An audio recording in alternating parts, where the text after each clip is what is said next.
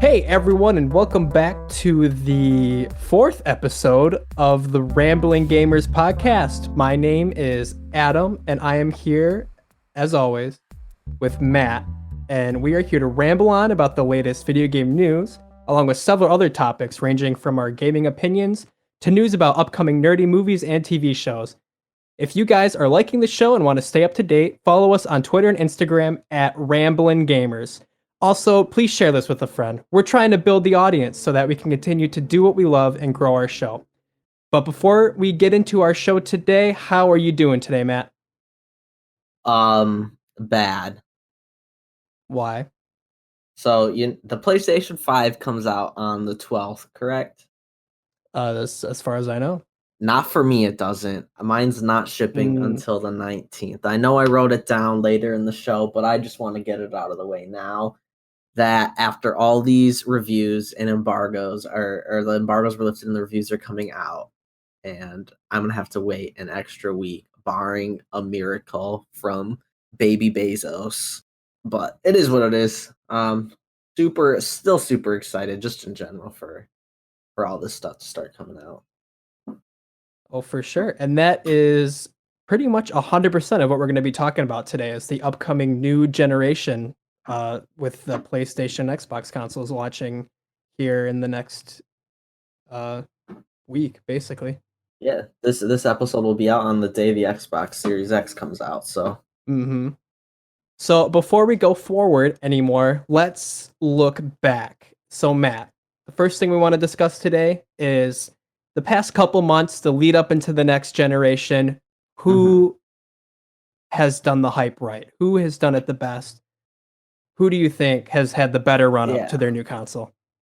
It's a little difficult to say because the first thing I remember of this kind of run into the next generation of consoles was at the Video Game Awards last year, seeing the Xbox Series X reveal and seeing what it looked like, and everyone was very disappointed with the way it looked. But still, once I saw that, I was like, wow, I can't wait for next gen. As we moved along, coronavirus happened, and we started getting news slower and slower.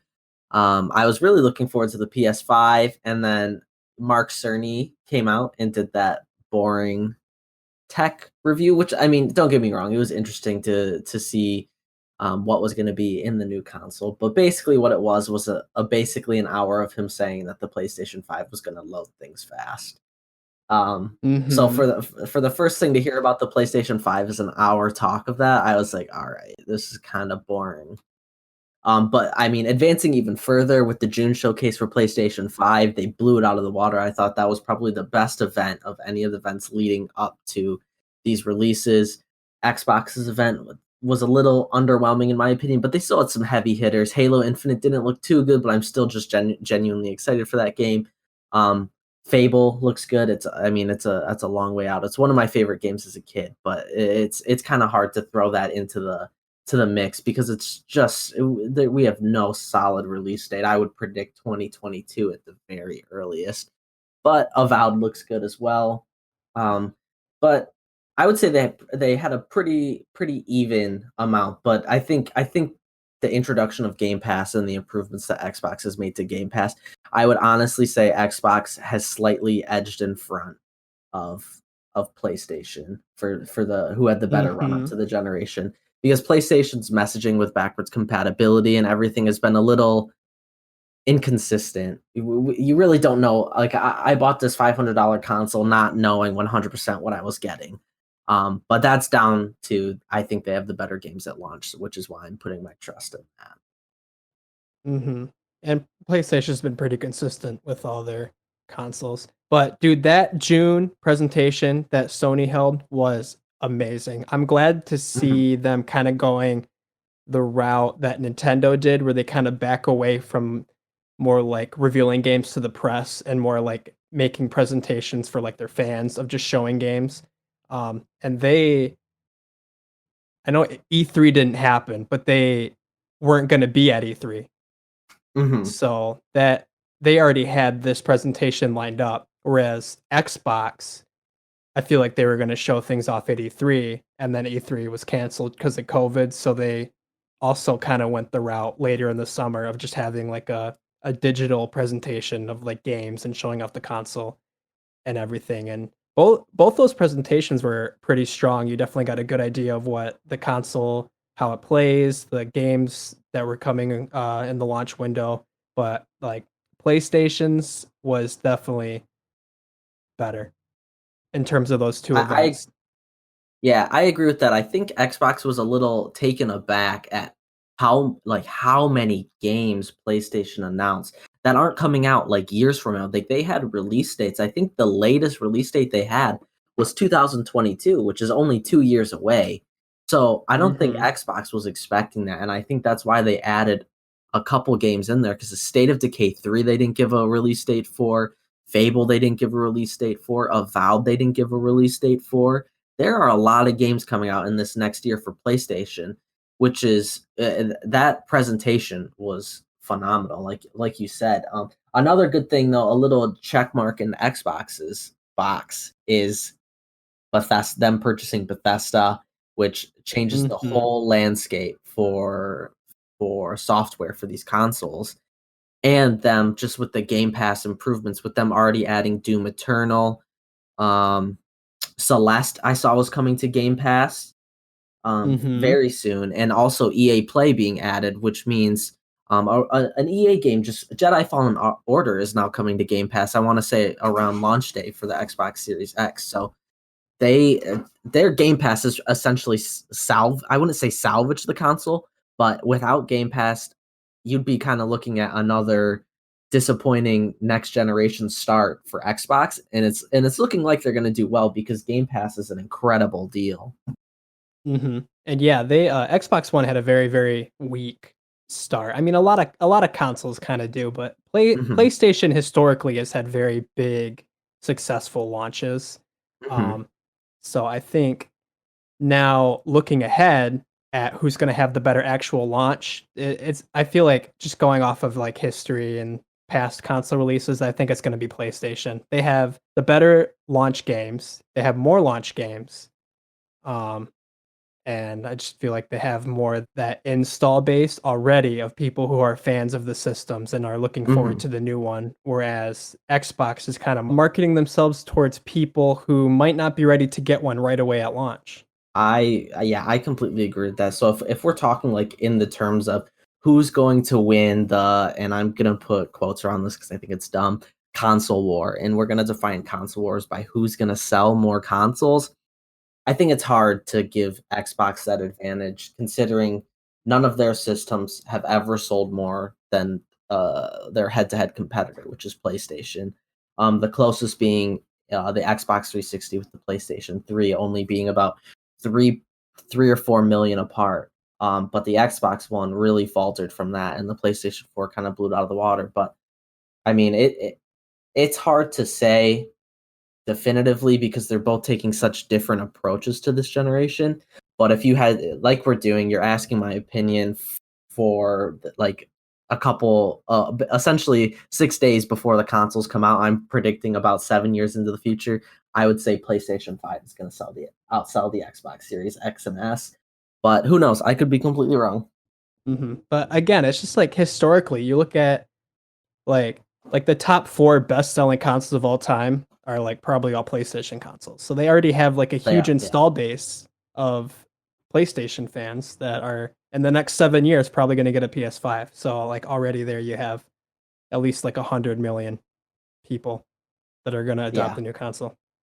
I agree, and I think also we're gonna see with just the rise in gaming in general. I think we're gonna see a lot of people who get both. I've personally since the PlayStation 2, I've had every console bar every PlayStation or Microsoft console or Xbox console, barring the original Xbox.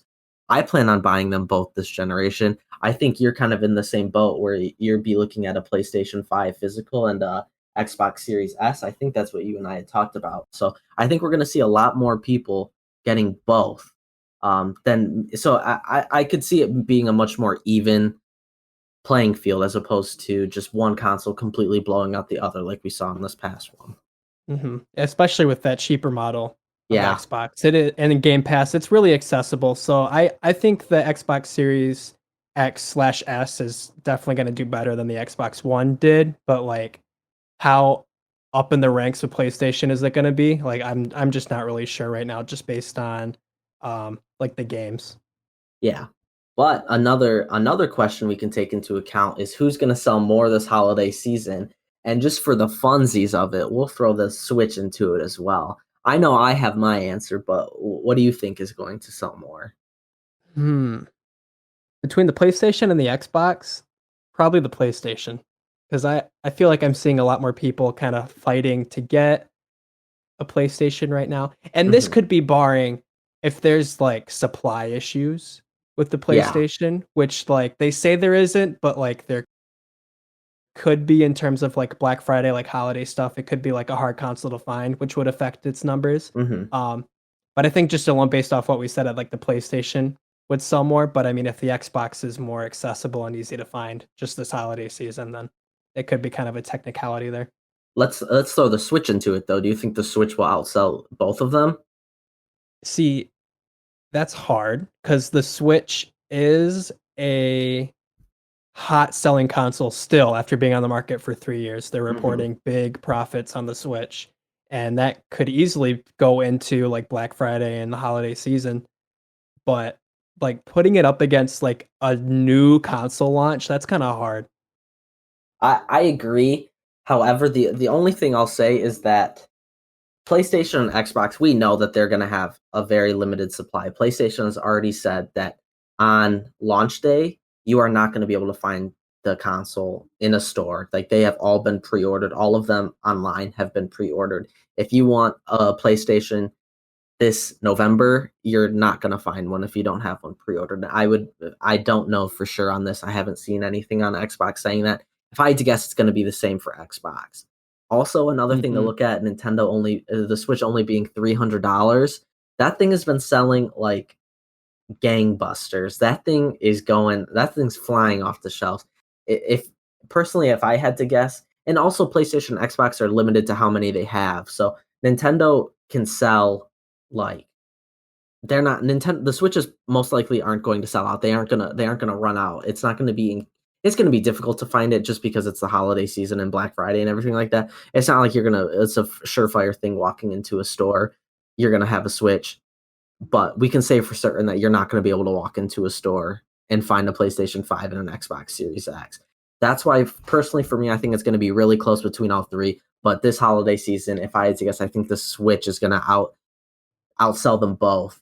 But in the next couple years, PlayStation and Xbox will do better on the holiday Hmm. season.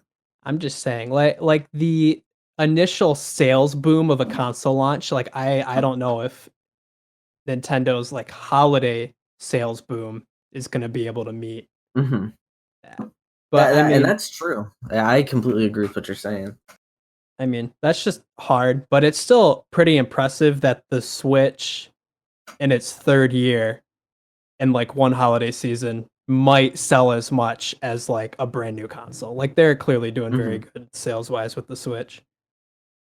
And another thing to look at as well is of the three consoles that can be sold this holiday season, it really looks like PlayStation's the only one out there who's putting out like heavy hitter games. If I mean, I would consider Miles Mhm. Morales and Demon Souls heavy hitting games.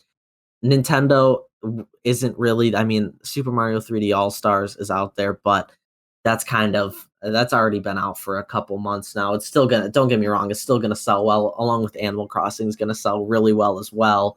But it's not that new game. And Xbox, like we said, first off, they're not gonna sell many games anyways because they have Game Pass. Second of all, Mhm. they don't really have anything new coming out, especially because the medium.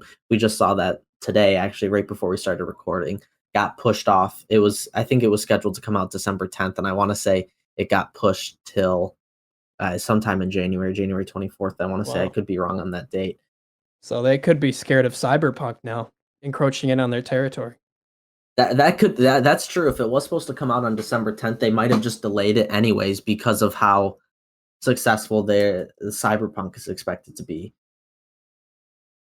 I didn't even Mhm. think about that. That's a good point you brought up. Yeah, and I mean we could talk about this another time, but Nintendo definitely doesn't have any like big titles coming out the next few Mhm. months. But I mean, they do really rely on those. They call them the evergreen titles, like Smash Brothers, Mario Kart, Animal Crossing, Pokemon. Just like if anyone gets a new console, a new Switch in the next few months, like they're going to be getting those games and adding to the sales of those games just because they're so Ex- accessible and so. exactly. That's it. Those are the games that when a parent goes out and buys their kid a Switch, those are the games they're gonna get for their kid because they're gonna be like, oh, Hmm. Mario Kart. That I hear that come up a lot. Um, Animal Crossing is one of the most popular. It is the probably the highest selling game this year, if I had to guess. Maybe only Modern Oh Warfare yeah. is outselling it, but um, yeah, those are Nintendo's gonna have a very good holiday, regard even in spite of them having no new games really coming out. Hmm. But I mean, I feel like the smart thing for them, although they don't really need it, would to be kind of the because their strategy this year, and I know I said I would talk about this later, but it's kind of coming up now. Their strategy right now of kind of like announcing a game and then releasing it like 2 months later. It's like it seems to be working for them, I guess, but it'd be nice if they kind of really showed off like, hey, like it's been a slow year, but this is what we got in the works for Hmm. next year. And I feel like Yeah, the sooner they do that, I mean, that could really boost their holiday sales. If people and are kind of on the fence about a Switch, but hey, I can get one now, play Zelda and like Mario Kart and Smash now, and then have these like big heavy hitter games coming out in like the next 8 to 12 months that I'll be able to get. and who knows? Like you said, maybe because the Xbox and the PlayStation are coming out, maybe they have these games ready to show off, but they don't want to throw it into the mix with PlayStation and Xbox right now and have it potentially get buried between all these games that are coming out within the next couple months or so, when they can just wait until the beginning of next year, maybe mid next year, let the hype die down a little bit, and then come out with maybe they show off a new Super Mario Odyssey, maybe they show off the Breath of the Wild that's supposed to come out. Who knows? They that would be a smart thing to do because you don't really want, like we were saying with the medium not wanting to get buried by Cyberpunk. If Nintendo were to come out and announce a game that's coming out in a year and a half or 2 years in the middle of all this next gen hype and just at the release of all these next gen consoles, it could be kind of forgotten, and that would be sad. It wouldn't the hype wouldn't be built up quite as much as it would be if they were announced at a different time. For sure. And like they're saying as of right now, they see the Switch as being halfway through its lifespan, Hmm. whereas Xbox and PlayStation are at the beginning of their console's lifespan. So they're in kind of a weird spot where um they released the Switch kind of in the middle of Xbox and PlayStation's last generation. So they've really kind of like offset themselves so they don't really have to compete with like the initial like launch lineup stuff. And now Hmm. they're kind of coasting in the middle of their generation. So they can definitely afford to kind of take a few months and let that whole situation settle and then like come back for a strong finish to their console's lifespan. Exactly, and with them being in the middle of it, and just Nintendo being Nintendo and kind of doing their own thing compared to PlayStation, Xbox. They're in a great spot where when we talk about who's going to win the console war, we don't even like people will say, "Oh, PlayStation's not going to be successful. Oh, Xbox not going to be successful for this reason." We all know that whatever Nintendo does, barring the Wii U is a outlier to Yeah, that was a this. failure. They are good at what they Yeah, they are good at what they do, and if they continue on the track that they're on with the Switch, they're going to be they know what they're doing. They're kind of a separate market almost from the Xbox and PlayStation. I feel like a lot of people, and you're one of them, where you have an Xbox and a Switch, and I see myself as like in the near future owning a PlayStation and a Switch as opposed to maybe owning a PlayStation and Xbox. I feel like Mhm. people are more likely to have a Switch as their secondary console versus maybe if as opposed to maybe having like the Xbox or the PlayStation as their secondary console. Yeah, and that's true. Like Nintendo has definitely made it clear that they don't really see Xbox and PlayStation as like direct competitors, as like they Mhm. really need to be in like a console war. Yeah. Um, And like you're right, their goal doesn't seem to be for people to own a Nintendo console instead of an Xbox console. They Mhm. want to like really broaden their market and make it so that people who own Xbox and PlayStation consoles also want to own a Switch. Because that Exactly, and that they're doing really a they're broadens they're their doing audience. a great job at that as well. All right. So the past little bit, we've been talking more kind of realistic expectations, realistic predictions, just based on the past and how they've kind of been setting themselves up. But let's get bold here, Matt. And I know you're more on the PlayStation side of things. What are some bold predictions you have for the PS5? Okay, so I just want to preface this by saying me stating these predictions aren't things that I think are going to happen. They're things that I'm saying so that way in 4 or 5 years from now, maybe at the end of the life cycle, I can pull this up and say, look at haha, I picked this. These are just a shot in the dark. I don't have any sources or anything telling me this. This is just me speculating. This is all pure speculation. And are you ready for this? This is my big one. I'm holding on. I think Disney is going to buy Sony, and just in general, making all the Disney properties Sony properties, meaning Star Wars is now a Sony property. Marvel is now would be a Sony property. And in doing that, that kind of puts Sony back in the market to make big purchases like Xbox is able to purchase Bethesda, because it's not Xbox getting all like making all that profit necessarily. Microsoft's the breadwinner right there. If Disney were to purchase Sony, Disney would be the breadwinner for Sony, and that's gonna. I know I've said in the past that Bethesda buying, um, I'm sorry, Microsoft buying Bethesda might kind of get rid of the exclusives game. If Disney were to buy Sony, it would go right back to it, and we'd be seeing Sony make good, like huge game developing purchases. In saying that, it's probably not probably. It is a less than 1% chance of that happening. Especially because didn't Disney recently they got rid of their gaming division, correct? Yeah, they did. Yeah, so it kind of looks like they're heading away from that idea. But this is a you asked me for my bold prediction. That's my bold prediction. How do you feel about that? See, it's like it's a bold prediction, but I can't help but think kind of like rationally. It's like, is Sony right now too big of a company for them to buy? Because like Sony makes movies, video games, like electronics, entertainment equipment. It's like it's a big company, and is that? They Do you bought think it? Fox, to be fair, who's doing pretty much all of those things except video games. I would say that they probably make more movies, and have television as well. I wouldn't say that. Mm-hmm. I don't think that's necessarily the reason why. I think the reason why is that Disney doesn't see profit in gaming anymore, and I think they showed that by getting rid of their gaming division. Hmm. I don't know. That one's kind of scary to think about. I mean, Disney will buy anything that they want. They have the money to, and they've Yeah. shown in the past. And just in recent years, they bought Star Wars, they've bought Marvel, they've bought Fox.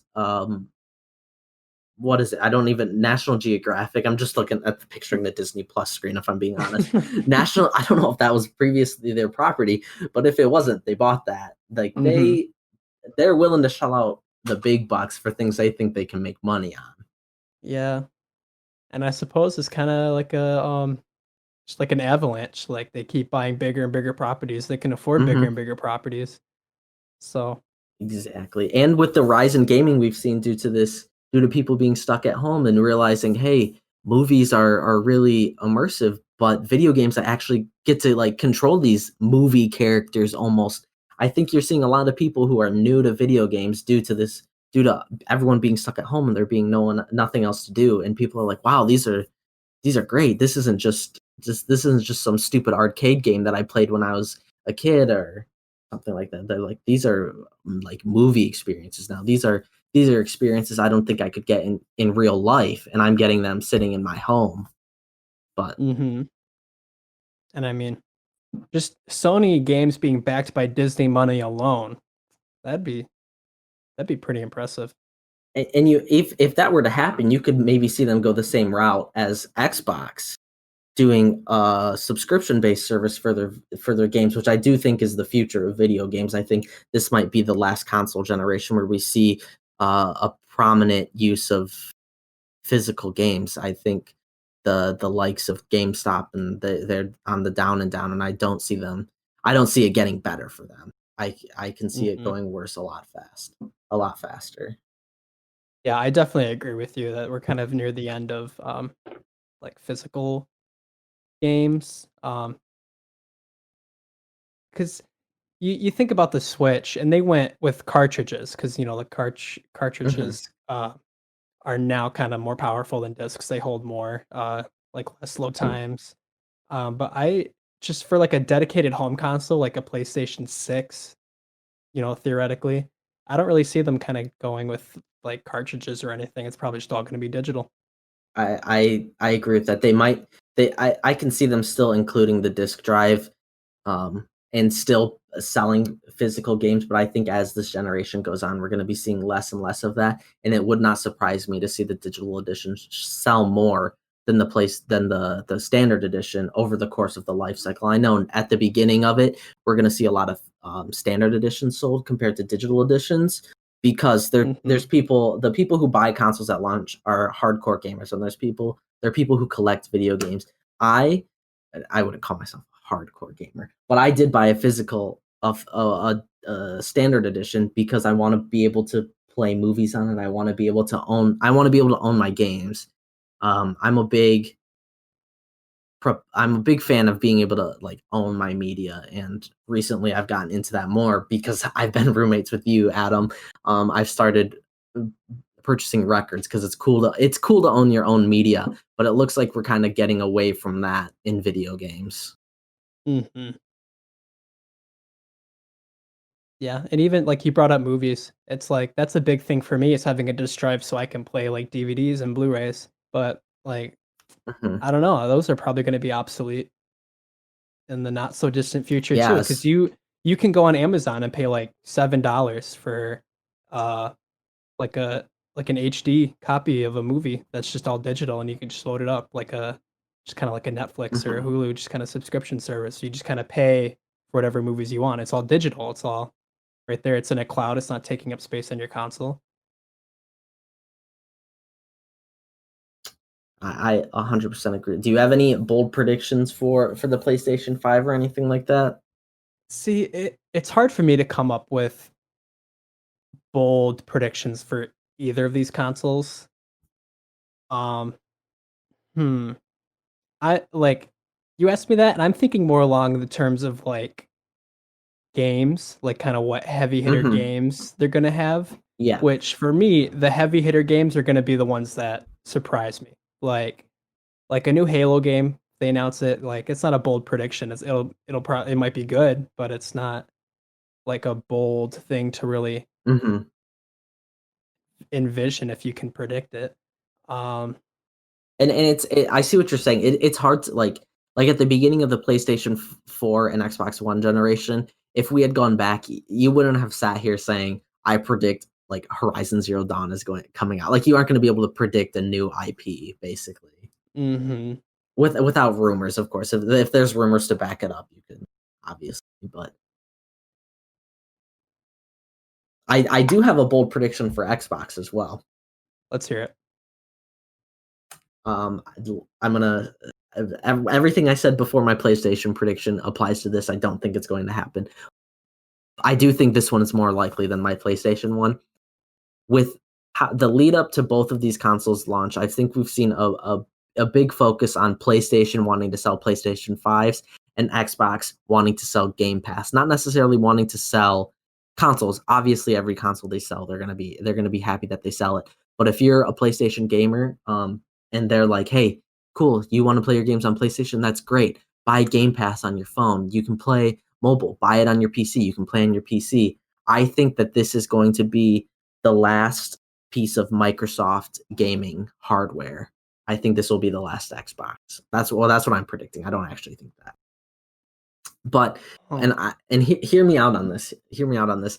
You would agree that this is that in the lead up to this console launch, Xbox is more concerned with selling Game Pass than they are consoles. Yes. So let's just say that they didn't sell consoles anymore. If that were the case, could you see Xbox Game Pass coming to PlayStation? PlayStation, no. Nintendo consoles, yes. See, I completely agree with that. But also at that point, if you aren't selling hardware anymore, you might as well just capitalize on the PlayStation gamers as well. So you might as well just throw it on there, even if they brand it as Microsoft Game Pass instead of Xbox Game Pass. Um, I put it on PlayStation because we already know that these companies don't sell a whole lot of. They don't make a lot of money on consoles. They sell them at either a loss or break even. They very rarely sell them for a profit, and if they do, it's towards the middle to end of the generation when the hardware is cheaper. Mm-hmm. If and I'm just gonna look at these numbers real quick. PlayStation, I feel like I'm on like CNN talking about like districts and everything with the theme of the election going on. Let's take a look at these numbers. But PlayStation 4 sold 112.1 million, and these estimates are of like a week ago when I uploaded this document. And the Xbox One sold 50 million. Now I'm just gonna do some quick math here. Game Pass Ultimate I think is $15 a month, which I think is more likely. 112.1 times 15. Oh, my bad. It's got to be 112 million times 15. We're talking like 16. I could be reading this wrong. I'm just reading it fast. It's like $168 billion they'd be getting throughout the lifespan. And I did that math wrong. I don't even care. It's a lot of money if they were to do that. A lot of money. More money than they're going to make from selling 50 million Xbox One consoles. Yeah. Yeah, for sure. And now, along with Game Pass, I know I said I kind of wasn't really having any bold predictions for PlayStation, but I do have one for Xbox. Mm-hmm. And disclaimer, as you said, just kind of based off of what both companies involved here have said in the past, and like Nintendo's real stance on it. Like I really don't see it happening, but it's one of those like if it does happen, like oh that kind of makes sense.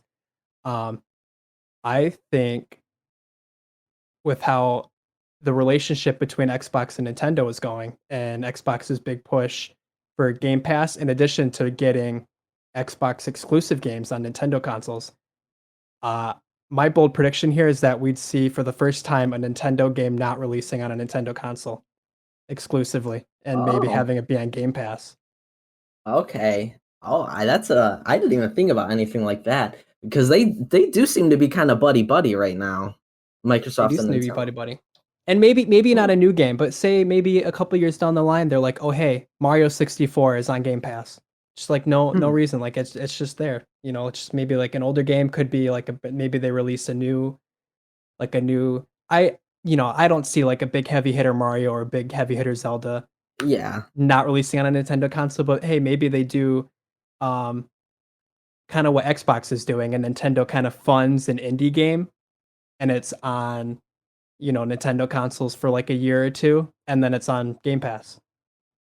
that's really interesting because Nintendo, we've kind of seen Xbox switch over to putting a lot of their games on PC, and PlayStation has recently been dabbling in that as well. Correct me if I'm wrong. Nintendo hasn't done anything like that in the past.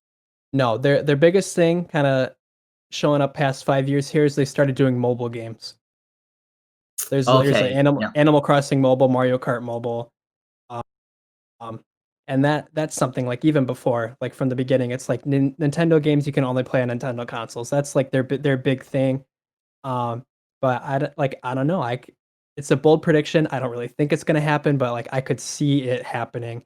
Maybe even just like a Nintendo funded indie game, kind of like you see Cuphead. Microsoft Hmm. funded, only gonna be on Xbox and PC supposedly. And I know that it did eventually come to PlayStation too. But I'm saying you think along those lines of I think we could for the first time be seeing a Nintendo game being playable on an Xbox console through Game Pass. I would say of the three predictions, the two I made, the one you made, I think yours is the most likely. I think that's a very interesting point that I haven't heard anyone bring up. Actually, I think I think that's I like you said, I don't think it's likely. Of the three though, I that one wouldn't blow me out of the park. So obviously that would be like super big news. But I mean, who knows? Like no one knows. The people who know best of what's going to happen are Sony, Microsoft, and Nintendo, and they probably don't have as much of an idea, or they obviously have more idea than what we do, but they don't know what this generation is gonna hold either. No, and no one really does. So these are just bold predictions, but I agree with you. Of the three that we brought up, Nintendo getting really buddy buddy with Xbox and kind of throwing them a bone, uh, like kind of unlikely based on their past. But I mean, I if it happened, I really wouldn't be surprised. So let's talk about some games, dude. Obviously, a big aspect for me, and I know probably you as well, of a console isn't necessarily how powerful it is. It's just it's got to have games. It's got to have good games, games that blow me out of the water. Um, I know looking back, we've both said PlayStation definitely had the better games this past generation. Do you think that's going to be the same case here? Yes, but I don't think the gulf is going to be as big. I think what Xbox's problem is going to be in this one is first off they need to pretty much revive Halo because it's definitely not a dead franchise by any means. It's still gonna do great, but Halo fans have been kind of let down by I believe it's been the last two installments, especially Halo 5. So I think what they primarily need to work on is making those successful games successful and good again. But I think they're going to be able to do that. I think what they're going to not necessarily what they're going to struggle with, but what they need to succeed at is coming out with maybe one or two new IPs. I think Avowed, just in general, Avowed is is a game is a new IP that they're coming out with that I think almost needs to be a success. Um, but, the studio that's doing that, who is that? It's the same one that made Outer Worlds, and they used to make the Fallout games with Bethesda. As soon as you say it, I'm gonna know what it is.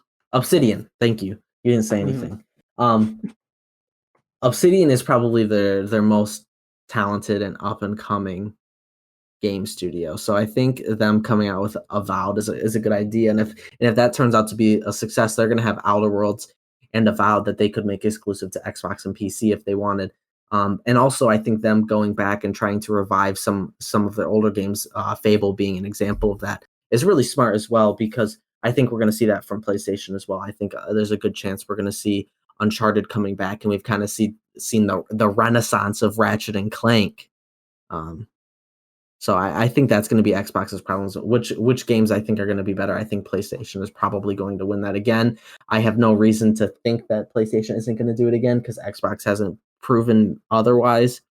But like we kind of stated earlier, only time will tell, and we could look back on this and go, "Oh wow, look at our predictions were right." But there's also just as high a chance of us looking back on this and going, "Oh wow, we couldn't have been any more wrong." Of course, and like the consoles aren't even out yet, so I mean, time really will tell. But in terms of the games, the way I see it, there's two kinds of games. There are old IPs and there are new IPs, and I Hmm. think you need to have both be really, really strong to kind of have a really good repertoire of games. And Hmm. Sony did both of those really, really well. Yeah. They had Ratchet and Clank come back. They continued Uncharted. But then you look at new IPs. They had Horizon Zero Dawn and they had Last of Us, which are Hmm. both big critically acclaimed games that people can't really see not being on the PS4 with how like amazing they were. And Xbox, they have the old IPs. They have Gears of War and they have Halo, which are just kind of the same thing over and over again, and have kind of gotten to a point where they're disappointing their fans. And then it's like new IPs.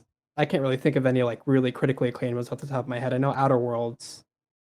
People really liked that game. Yeah, and at the time that wasn't even that's not even an Xbox exclusive when that was released.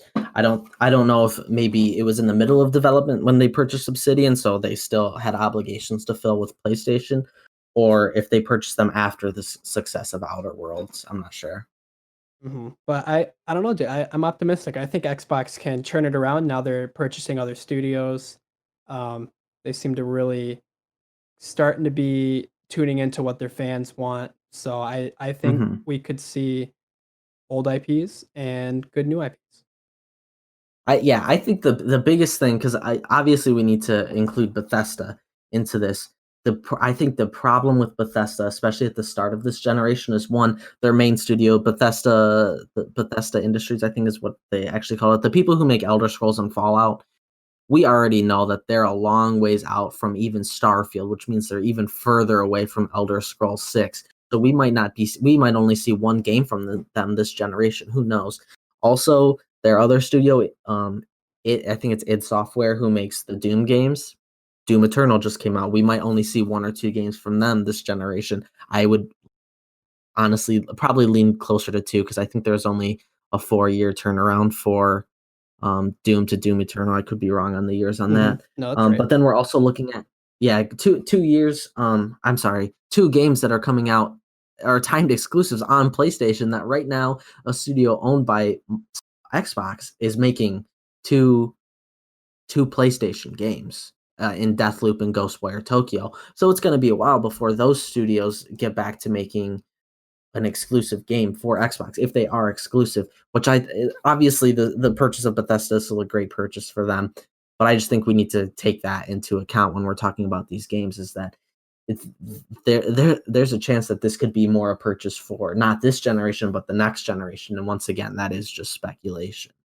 hmm Yeah, so not right away, but like I don't know. Obviously, we haven't really seen everything, but like, do you think Xbox has some like real surprises that we could see in the next few years?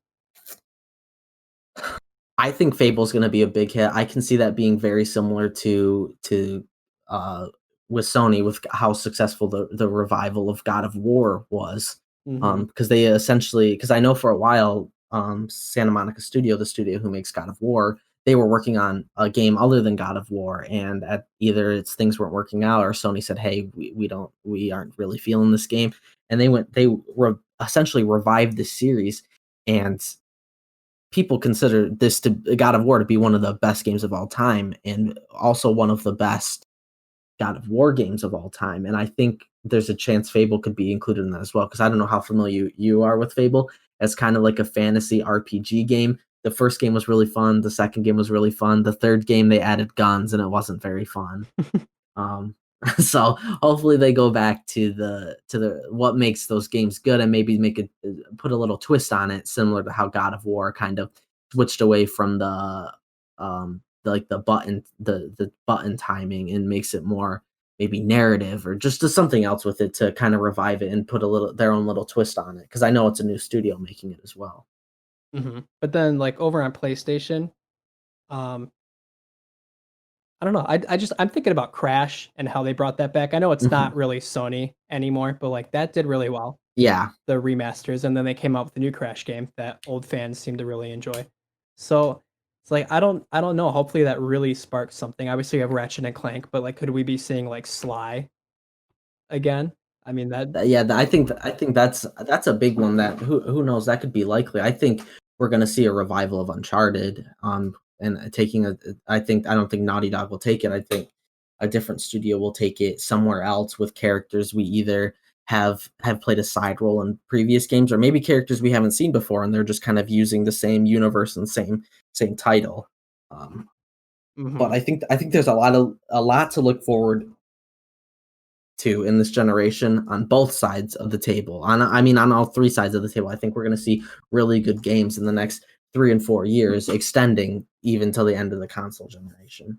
But what does Microsoft have that they could revive? Because I'm thinking like they're big, like well known like character based, IPs. You have like Halo, like Gears of War, uh Fable, which they're bringing back. And it's like I'm trying to think of other things that aren't really that are like actually owned and developed by Microsoft and not just like Xbox exclusive by third parties. Yeah, I don't know if there's any necessarily dead ones. I mean, there probably are. You and I did not grow up playing Xbox by any means, Mhm. especially the original one. I'm sure there's games out there that are. If there are any video games that Xbox has made and we're forgetting, remind us in at our Twitter at Ramblin Gamers or at our Instagram at Ramblin Gamers, and let us know what Xbox games or PlayStation games you want to see revives, because there's definitely some dead IPs out there that we could see come back. Oh, one that I forgot with PlayStation is SOCOM, which is that like tactical military shooter. Mhm. There's been rumors of that coming back as well. I don't know much about that game, but So, we're talking about unannounced things right now. What's an unannounced game that you would love to see from both Sony and Microsoft? okay, so an unannounced game from PlayStation that I'd like to see is the new Uncharted game. I think that is a thing that um is going to happen at some point. I would rather it be sooner than later. So maybe we can get two out of this generation. Um, an unannounced game that at the time of recording this episode hasn't been announced, but looks like there's a good chance it will be by the time this episode goes live, is the Mass Effect remaster trilogy. Mhm. Which I would assume would be on both consoles, maybe even the Nintendo Switch. I know there's been leaks of it possibly being on Switch. That's one of my most look forward to games because I grew up kind of watching my dad play those games. So I kind of have an understanding of what they're all about. I love space. I'd love for that game to be a thing. I will be buying that game, and I can stream it if you guys want to at twitch.tv/Ramblin Gaming. I'm sorry, Ramblin Gamers. And I'll stream that game if it turns out to be a thing. But are there any unannounced games you're looking forward to? Yes. And like I know Miles Morales isn't out yet, but I'm excited for them to keep making Marvel games. Maybe not necessarily Spider-Man games, but Hmm. I just like the possibilities are endless. Like they could do like Daredevil or just so and just have Yeah, kind of like their own little like video game universe with I mean a new Spider-Man game past Miles Morales is like very exciting to think about, but it's like what other heroes can they really like bring to life in a video game? I completely agree with that. I think if they do, they're gonna kind of stick in the Spider-Man universe, or at least with Sony properties. Which correct me if I'm wrong. Daredevil is a Sony property, correct? No, Marvel got it back. Oh, really? But was it there? I'm pretty sure. But I know Daredevil really fits into the Spider-Man universe. Um, Mhm. yeah, I completely agree with that. I think seeing more superhero games need to be done almost perfectly for them to be good. I just read a tweet today about how Square Enix has lost a lot of money because of how poorly received their Marvel Avengers game was, and I think that's where you kind of run the risk of um like the game almost needs to be perfect. And I know Marvel Avengers kind of that game was more of a games as a service. Um, Mhm. and those haven't been doing they haven't been getting good publicity as of recent times. But I agree with that. I Mhm. think superhero games, if they're done well, are awesome.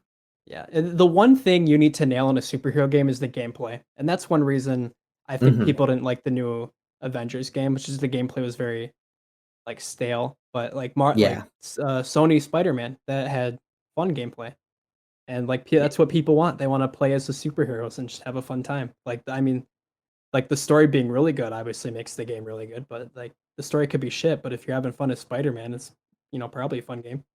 I agree with that, and I think there's certain characters that work really well. Like we've seen success of the Spider-Man and Batman games. There was an Iron Man game that came out several years ago. I think on the PlayStation 3 and Xbox 360. Wasn't very fun because Iron Man just isn't. I don't know. There doesn't feel to be any. You kind of feel invincible when you're playing as Iron Man. When you're playing as Spider-Man and Batman, I feel like you don't quite feel that way. And dude, I know it's not necessarily gonna be a Sony property if they do this, just because of, like, the rights, but I would love to see a Thor game. Like, the gameplay I feel like would be fun, and, like, the story and, like, the locations and the settings and stuff, I feel like would be really fun. That's what I want. I'd love for them to make a game, and they might not do this because it might deter a lot of casual superhero fans, which I think we can both agree. I think you and I are both casual superhero fans, but the vast majority of people who like the movies don't necessarily know a whole lot about the comics. But the little bit that you've told me about Thor and just comics in general, they seem to be there's a lot of stories out there that are so outlandish and sound so fun, like Thor becoming a frog in Central Park. I'd love to Hmm. get a story about Thor just like popping all over the place, all over the bunch of different planets and everything like that, doing crazy things like that. I think that would be a very fun game to play, and I feel like at that point it would almost need to be a narrative story, which, like you said, doesn't necessarily need to be the strong suit of a superhero game. The most important thing for a superhero game is to make sure that the gameplay is fun. If it's not fun smacking people around with your hammer, I don't really care as much how fun the story is. Hmm. Any other hypothetical games from you? I was doing a little research on the God of War games, um, and my understanding is that what they had wanted to do at one point, I don't know if it's still their plans, is that they wanted to do a trilogy of Greek mythology. That's done. A trilogy of Norse mythology, which has started and will be um, 2 games in this winter, assuming there's no delays. And what they wanted to do after was do a trilogy of Egyptian mythology and then somehow combine all 9 of those games into either a game or 2 games or a trilogy or something like that. So if they were to do it, something like that, that would be, if they keep it up with the great games, that would absolutely blow my mind if they're able to somehow pull off a 9 game. That would be the Marvel Avengers type impressive with 22 movies pulled together. If they're able to pull 9 solid games together and make a great final game or even trilogy, it would you have to take your hats off to them Dude, yeah, that'd be absolutely insane. But that's obviously like years in advance. If hypothetically, yeah, it's like we like PlayStation 8, dude, would be like game 10. Yeah, so if we're just talking this generation, I'm looking forward to the game after God of War 5 or Ragnarok, whatever we want to call it, if slash when it eventually comes out. So I guess the last thing we really want to talk about today is when we're recording this, it is Friday. So embargoes for people who have early consoles for the PS5 and the Xbox Series S/X. People have their hands on it and they are now allowed to talk about it. So we're seeing a lot of stuff pop up on our feeds and looking pretty good from both sides. People are really impressed. Yeah, it looks like the Xbox. From what I've read, I normally would just read Digital Foundries because I think they're the most or at least most honest. I'd say. It looks like the Xbox. They're very impressed with the hardware. A little disappointed in the launch lineup that isn't able to showcase that hardware as much. And PlayStation, they're still impressed with the hardware. They really like the controller. They feel like the PlayStation, if you want to get a next gen feeling this holiday season, it's better to go with the PlayStation than the Xbox, which I think we knew heading into the release days anyway, just due to the controller and the games coming out. But Mhm. they seem to be really impressed with the controller. Yeah, I'm excited to get my hands on the controller. I am a huge fan of what they've shown off with the haptic feedback. Hmm. And like, yeah, I've seen a number of people talk about it, but like the trigger buttons, how they can lock or Hmm. provide a different range of like kind of force back on your finger. And I think it's Deathloop. They've talked about your gun can jam in that game, and if Yeah, it's jammed, you can't press the trigger button to shoot. And I think that's just a really cool, and if you're playing in, like, VR or something, like, that's just really immersive. yeah, I completely agree with that. But another thing that has lifted due to this is we've seen a lot of Spider-Man Miles Morales reviews. Mhm. And I didn't even mention this above because I knew we were going to talk about it. This is my most anticipated game. I'd say I'm more excited about this than I am Cyberpunk right now. Maybe that's just due because I've been seeing all these reviews today. But it has a 9 out of 10 on IGN, a 4 out of 5 on Games Radar, and an 85% on Metacritic with 53 reviews. That's the one I normally look at. 85% is very good for a game that people are looking forward to. A game with high expectations hitting into the mid to high 80s is impressive in my opinion. Yeah, it looks like a lot of fun, and I know the first game had a lot of fan service. Well, not necessarily the main appeal of it, but a lot of fan service for Spider-Man fans, and we're seeing a lot of that in Spider-Man Miles Morales too. they're saying it's not as an expansive game. Like, don't really expect it to be at the level of the PS4 Spider-Man. But I'm looking at reviews and I'm seeing a lot of the suits. They showed off the Spider-Verse suit, and it's looking like it's going to be on the same level. I agree. I think I could let me look at this, but I'm fairly certain it has very similar, if not better, reviews right now than the original game did on Metacritic. I could be wrong about that. Let me look real quick. The original one has an 87, so comparable, slightly less. But still, that's for the some of the disrespect people were throwing on this game, calling it just glorified DLC, and it's still receiving an 85. I think is impressive. Mm-hmm. And I brought up the Spider-Verse suit and we were talking about fan service stuff. What did you see that? Yeah, I saw that. That thing is pretty cool. I think you can put that mod on any suit. I don't know necessarily why anyone would do that. I'd kind of only want to play with that effect. I I could see myself turning this on, swinging around the city, maybe doing like a side mission with it on, and taking it off right after because I think it might be a little distracting. But that doesn't take away from the fact that it's really really cool and something that I wasn't expecting. And I really like that you can turn turn like the effect of it off too. Like that's just kind of a little thing. Doesn't hurt Mhm. people's eyes as much. Yeah, that's true too. You can just play with because the suit in itself is cool. Even if the effect wasn't included, it's still a really cool suit. The effect just kind of takes it to that. Wow, like that's really cool. hmm All right. I know we were kind of hyping this episode up as a big like next gen conversation. Obviously, we went on a bit of the long side today, but we're gonna have to stop it here. Next week, the consoles will be out, so there'll be a lot more to talk about. So we'll pick it back up next week, same time, 10 o'clock every Tuesday morning. New episode. We're ramping up our social medias here. If you want to join us on Twitter or Twitch at Ramblin Gamers, we're looking to start streaming stuff probably in the next month here, mid December. We're talking about a Crash Bandicoot stream. So if you're interested, give us a follow and you'll be notified when that starts. Do you have anything you'd like to add about that? Yeah. So with the Crash Bandicoot stream, so it's just for you guys who, if we have any listeners who don't know us, Adam and I don't live together, so we don't get to see each other in person. We record these episodes just over Discord in our separate rooms because we live about an hour away. So what we're planning on doing is I'm going to head down over Christmas break because I'm in school. I'm going to head down there for a week and we're really going to plan ahead a bunch of content. We're talking 10 YouTube videos, potentially some streams. So with that Crash Bandicoot stream, what we're planning on doing is just streaming those games until we finish, having potentially a 15 to 20 hour live stream, as I assume is how long it will take us to finish it because we're both really good at games. So it's not going to take us too long. But then we're going to edit that down into condensed videos along with a lot of other content. So if you want to keep up with that, follow us on Twitter, Instagram at Ramblin Gamers. Our Twitch is twitch.tv/Ramblin Gamers. And we will have a YouTube channel to update you guys in the near future. Is probably going to be Ramblin Gamers if we're being honest. So just keep an eye out for that. And please follow us on social media and share with a friend if you're able to. Please, please, please. We want to grow our audience so we can do a lot more fun stuff here. But until next week, I'm Adam, and I was joined today by Matt. This is Matt. See you next week.